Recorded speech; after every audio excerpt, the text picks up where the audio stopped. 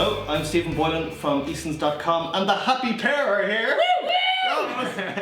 David and Stephen Flint, their brand new book, The World of the Happy Pear, has just been published by Penguin Ireland. Lads, thanks very much for coming in to see us. Thank you, Thanks, Steve. Pleasure. Good to be on the couch. Finally on the couch. On the couch! Eason couch. For people who don't know Happy Pear or what it is, physically in the world, what is the Happy Pear? It's a dream. It's a belief. No.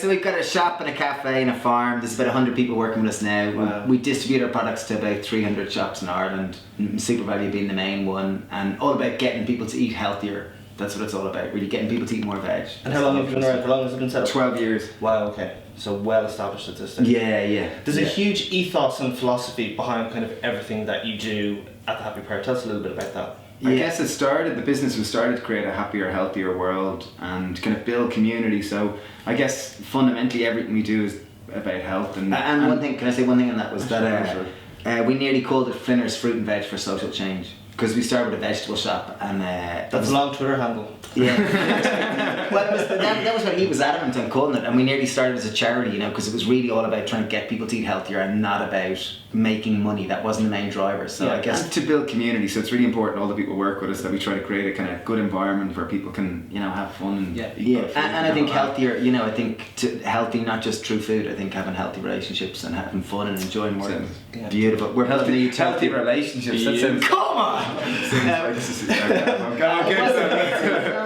It is big and hairy and whatever. It feels like in the last 12 years there's been like a huge shift in the way people eat, because you've got this current trend for artisanal foods and craft beers and all that sort of stuff. What's the biggest change that you've seen kind of in the last, since you've set up? Have people's attitudes to food really changed? Massively. I think it's a huge kickback from processed food and people wanting to go back to the craft, the art, the romance, the love. You know, as life becomes more complex and more digital and more we're lost in the minutiae, people want to go back to just the simple things in life, you know, wheat harvested fresh, stone ground, sourdough bread. You know, there's an art, romance, culture, but I think it's also a kickback to, you know, people being sick. There's a lot of sick people out there, and people realising that, geez, wow, you know, what I eat has such a massive effect on it, and that people losing faith in pills and kind of realising the side effects. I think that's a huge bit. And one more, if I may add one more thing, it's a thing from Hollywood. People realising that, seeing that actors and actresses are finding it easier to lose weight, be slim, and look sexy, treating look sexy. So I think it's coming down from that as well. It's coming in loads of ways. Carrots, people, carrots. And it's that whole idea, I suppose, of food as fuel as well, as like getting the very best out of your food. Well, I think that's it. Yeah, I think it has to be. You know, obviously it's one of the most pleasurable things we can do in life. But if you can make it and that's what we're trying to do with our books, is to try and make people that it's as, you know, it's fuel, but it has to taste really good as well. So it's still entertainment and pleasure and enjoyable. Fantastic. And there's art and craft and all that. Oh wow, yeah! Speaking of art and craft, I'm just going to hand you this one, right? Because this is book one. Yeah, this is the new yellow book. Thousands and thousands and thousands and thousands of people bought this book, right? Absolutely huge success. What's the difference now between these two books? What can we expect from this one? This one's bigger and it's bluer. It's blue, look, yes, it's bigger and it's blue. Woo!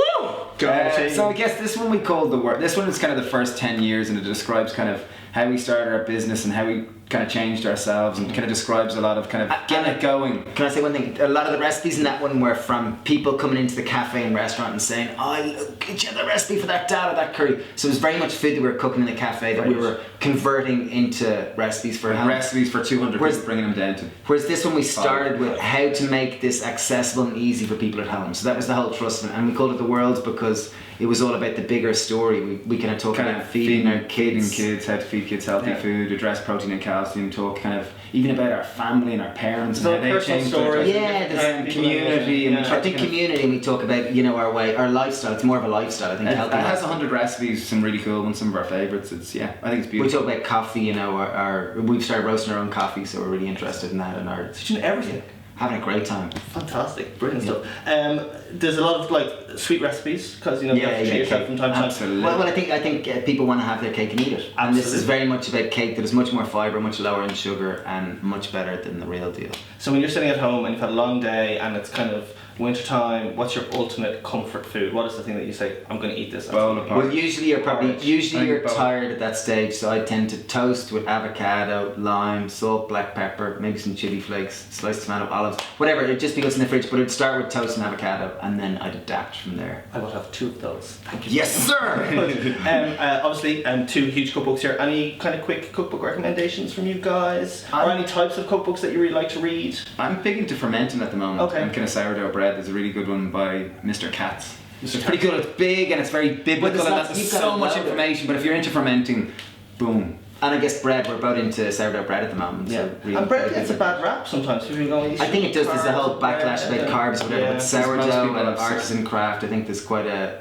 I think there's another whole movement. If you're into bread, It's a good thing. And when I say bread, I mean 100% wholemeal, and I mean it's sourdough. Good bread. Yeah. But now we have a load of cookbooks, so many cookbooks That'd be in good. our studio that I just love looking at Just them all. take them all out, read them like books, read them like novels. Yeah, I like looking at pictures. Stephen, David, thank you so much for Thank you, coming. Stephen. The World of the Happy Pear and the Happy Pear are available in all Eason stores and on easons.com, and we'll see you again soon. Thanks for watching. Cheers.